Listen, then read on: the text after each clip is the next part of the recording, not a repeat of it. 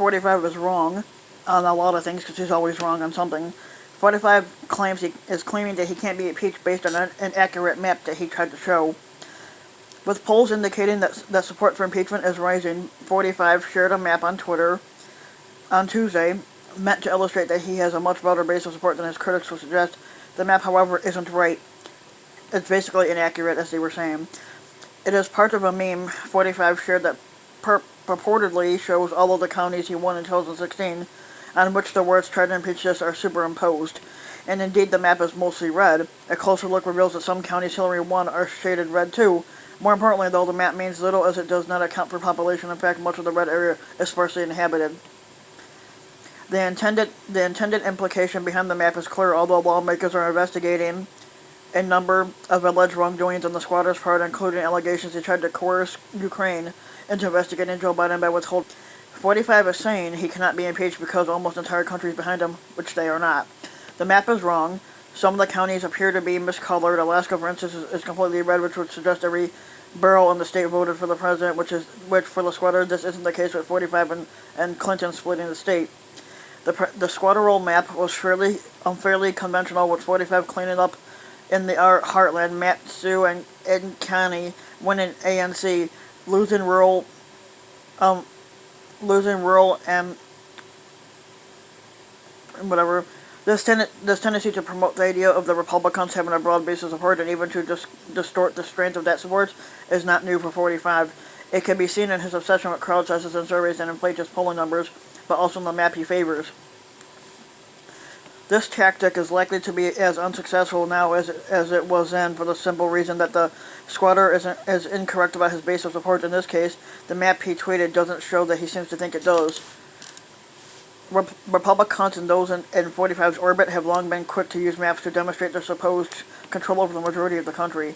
Sometimes they have been a bit too eager to do so, as when the ugly-ass Eric Trump in a fundraising email shared a map from 538 that was a projection of how the 2016 election might turn out if only men voted, and here's if just dudes voted.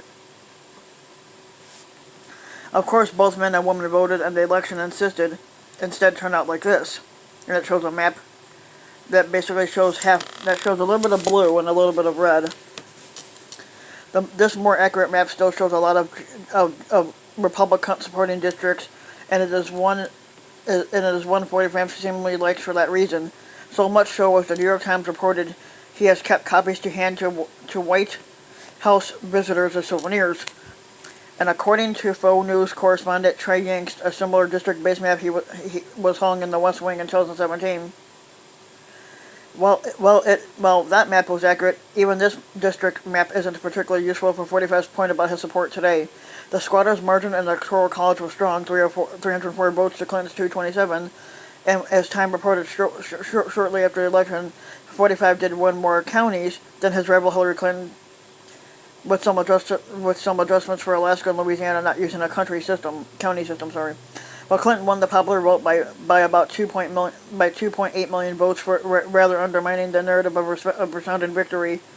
In other words, it's true that the GOP, and by association 45, has some of the advantages suggested by the map the squatter tweeted, as it reflected in the party's current control of the Senate, but some of the counties seen on the squatter's map, particularly the ones won by Democrats, have incredibly high population density. Moreover, the 2018 midterms elections showed that 45 support is not the same as it was in 2016. A number of the congressional districts that he won during the squatter roll election were won by Democrats during the midterms, like Oklahoma's 5th District, Virginia's 7th, and South Carolina's 1st. And as far as impeachment is concerned, the counties outlined on the squatter's map do not matter, congressional districts do. Impeachment will happen in the House of Representatives, a chamber in which the size of a state's delegation is directly tied to population, not to mass. This means the red sections in 45's map do not mean a preponderance of votes against impeachment, while the map lacks state lines. Much of the red mass in the northwest sends fewer delegates to the House than the thin blue line on California's coast. All of Wyoming, for instance, is represented by one person, Liz Cheney, a Republican and Trump and 45 ally who could be reasonably assumed to vote against impeachment, but the city of Los Angeles and its surrounding area sent more than 15 congresspeople to the House a delegation that contains some of the squatters' fierce pro-impeachment critics like Maxine Waters. This means that the squatter may have fewer allies in fighting impeachment than his map suggests, an ideal borne out by the number of representatives who support an impeachment inquiry. By the New York Times count, 223 House Democrats support an inquiry, meaning only 12 do not. They are joined by former Republican and current independent Justin Amash of Michigan and Mark Amodei, who has made it clear he is not calling for impeachment, just an investigation into the whistleblower's allegations. Counting Amash and Amodei, 225 or 51% of the House supports some sort of inquiry impeachment. While support for an inquiry or one's party affiliation does not necessarily equate with support for impeachment, it is clear that 51% of 45's map isn't blue. Essentially, much like crowd size or with certain polls, the squatter is once again attempting to make the case he is mostly supported when that is actually not the case.